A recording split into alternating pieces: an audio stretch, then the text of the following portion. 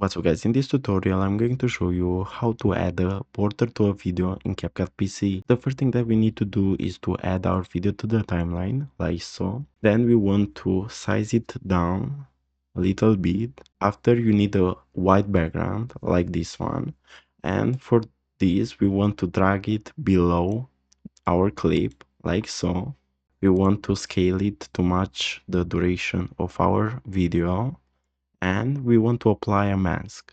To do that, all you have to do is to go to video, then to mask and add a mask. You're gonna add a rectangle one, then you want to size it till you like the border, like so. And as you can see now we have a border for our video.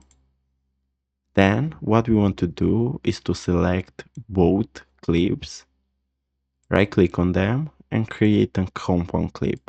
And as you can see, we just created a video with a border in CapCut PC. So guys, this was the tutorial. Thanks for watching and don't forget to like and subscribe to the channel.